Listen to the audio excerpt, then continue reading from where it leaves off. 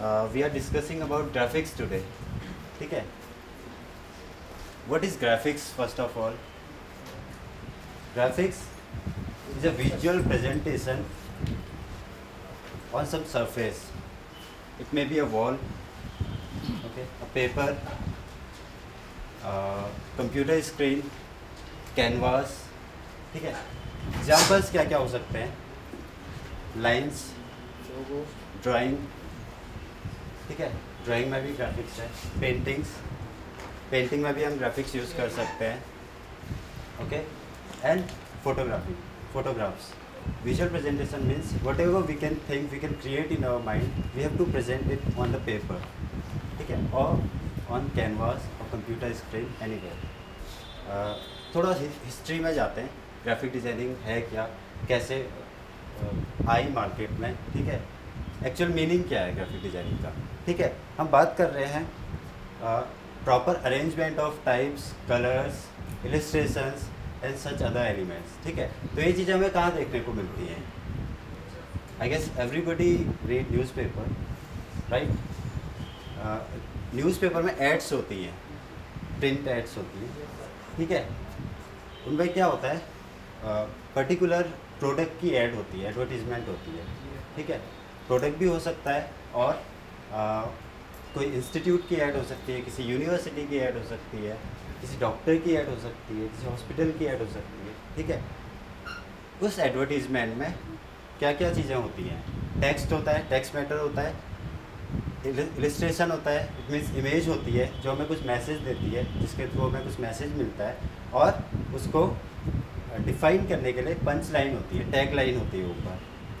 Computer में graphic designing करते हैं. कुछ टाइम पहले कंप्यूटर्स नहीं थे जब, तो आर्टिस्ट हाथ से ग्राफिक डिज़ाइनिंग करते थे. एडवर्टीजमेंट पूरा हाथ से, जो आर्टिस्ट होते थे एडवर्टाइजिंग के, वो लोग हाथ से पूरा लेआउट प्रिपेयर करते थे, ठीक है. इलस्ट्रेशन हाथ से बनाते थे, कॉन्सेप्ट खुद सोचते थे, और प्रोडक्ट्स हाथ से ड्रॉ करते थे, और टाइपोग्राफी हाथ से करते थे. सब कुछ हाथ से था, ठीक है, मैनुअल वर्क था.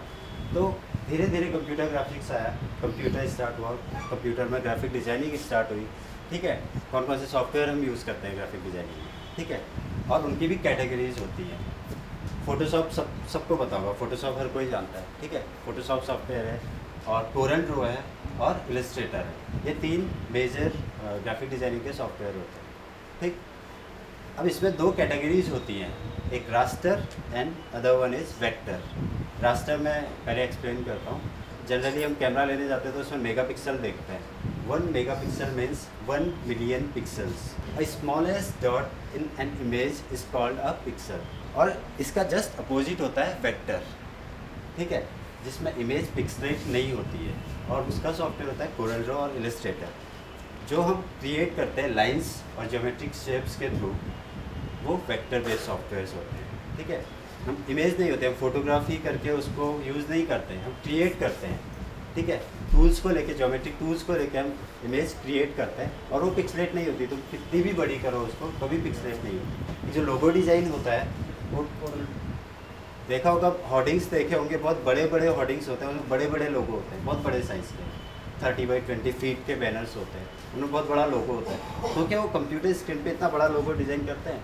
जब वो डिज़ाइन करते हैं, बहुत छोटा लोगो डिज़ाइन करते हैं, बट उसको इलाज करते हैं तो पिक्सलेट नहीं होता. That is vector.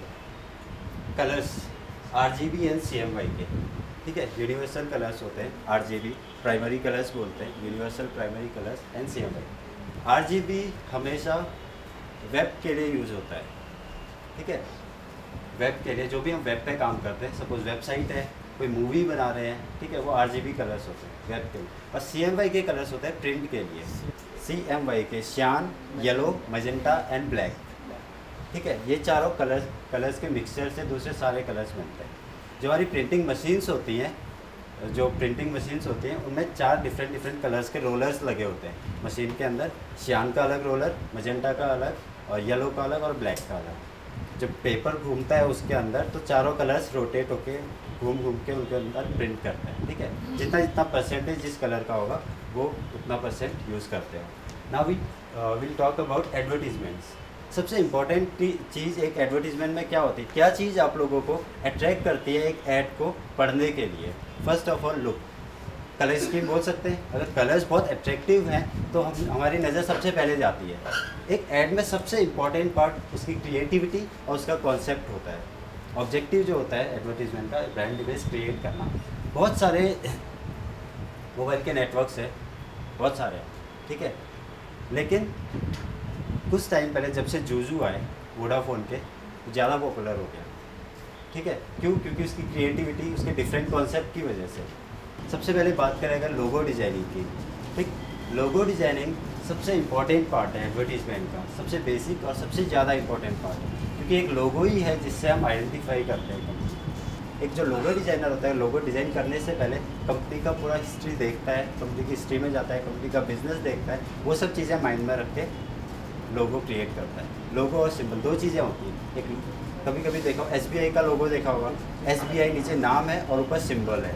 बैंक में हमारी मनी जो है वो सेफ रहती है, ठीक है।